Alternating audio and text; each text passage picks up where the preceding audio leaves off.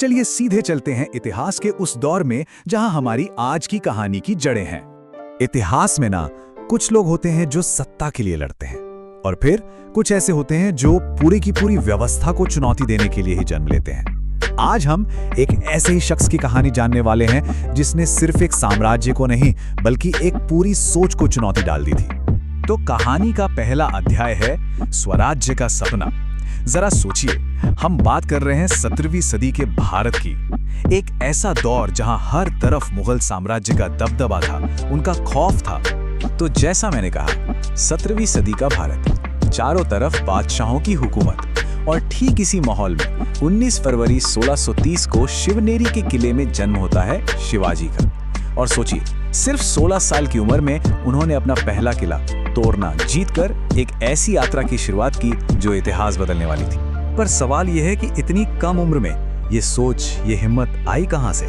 तो इसके पीछे थी उनकी मां जीजाबाई। उन्होंने शिवाजी को सिर्फ शास्त्र नहीं पढ़ाए, बल्कि उन्हें सिखाया कि धर्म क्या है, न्याय क्या होता है, और सबसे जरूरी, अत्याचार के खिलाफ खड़े होना एक कर्तव्य है। यहीं से स्वराज्य यानी अपने लोगों का अपना शासन, इस विचार की नींव पड़ी। तोड़ना किले पर वो जो जीत थी ना, वो सिर्फ एक किले की जीत नहीं थी, वो एक ऐलान था। ये साफ हो चुका था कि ये लड़का इतिहास में सिर्फ एक नाम बनकर नहीं रहेगा, बल्कि एक पूरा अध्याय लिखने वाला है। पर एक मिनट, एक अकेला इंसान इतने बड़े साम्राज्य को चुनौती कैसे दे सकता है? इसका जवाब छुपा है शिवाजी की जबरदस्त और बिल्कुल नई युद्ध नीतियों में।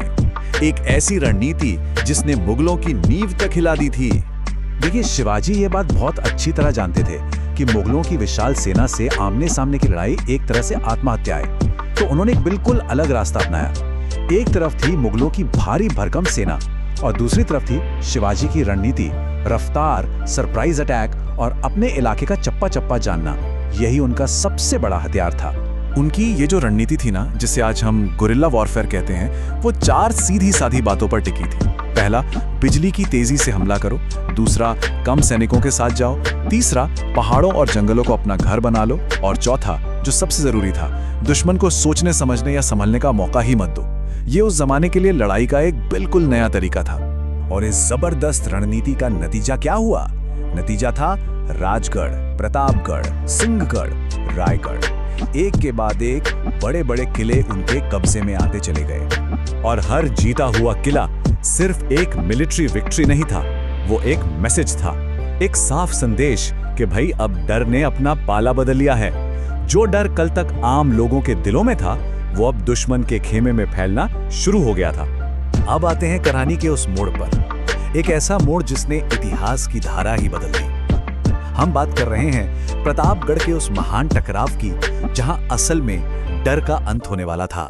बात जब मुगल दरबार तक पहुंची तो उन्होंने अपने सबसे शातिर और खतरनाक सेनापति अफजल खान को भेजा। खान ने दोस्ती का नकाब ओढ़ा और शिवाजी को एक मुलाकात के लिए बुलाया। एक ऐसी मुलाकात जिसकी आड़ में धोखे से शिवाजी को खत्म करने का पूरा प्लान था। तो अब सवाल ये उठता है कि क्या शिवाजी इस जाल को समझ पाए? ये उनकी समझदारी और दूर की सोच का सबसे बड़ा इम्तिहान था। और इसका जवाब है बिल्कुल। शिवाजी इस धोखे को पहले ही भांप चुके थे। वो पूरी तैयारी के साथ गए थे। कपड़ों के नीचे पहना था लोहे का कवच और हाथ में छिपा रखा था बाघ नख, बाघ के पंजों जैसा एक छोटा मगर बहुत ही घातक हथियार। वो हर अंजाम के लिए तैयार थे। और जैसे ही अफजल खान ने धोखा देने की कोशिश की, शिवाजी ने एक पल भी नहीं गवाया और उसका अंत कर दिया। कहते हैं प्रतापगढ़ में उस दिन सिर्फ एक सेनापति नहीं मरा था, उस दिन डर मरा था। वो खौफ जिसने लोगों को सालों से अपनी गिरफ्त में ले रखा था। इस एक जीत ने सब कुछ बदल दिया। शिवाजी के जीवन भर के संघर्ष को एक नई मंजिल मिली। अब वक्त आ गया था उस सपने को हकीकत में बदलने का, स्वराज्य की स्थापना का। साल था 1674, जगह थी रायगढ़ का किला। शिवाजी महाराज का राज्याभिषेक हुआ और इसी के साथ एक आजाद राज्य का सपना आधिकारिक तौर पर सच हो गया। पर यह स्वराज्य था कैसा? ये सिर्फ एक जमीन का टुकड़ा या एक नया राज नहीं था। इसे नाम दिया गया हिंदवी स्वराज्य। एक ऐसा राज जिसकी बुनियाद ताकत या सत्ता नहीं थी, बल्कि न्याय था, लोगों का भला था और सबसे बड़ी बात, हर धर्म के लिए बराबर सम्मान और सहनशीलता थी। और ये सिर्फ बातें नहीं थीं, मस्जिदों को पूरी सुरक्षा दी गई, कुरान का पूरा सम्मान किया गया और महिलाओं की सुरक्षा के लिए तो इतने सख्त कानून बनाए गए जो जमाने में सोचना भी मुश्किल था।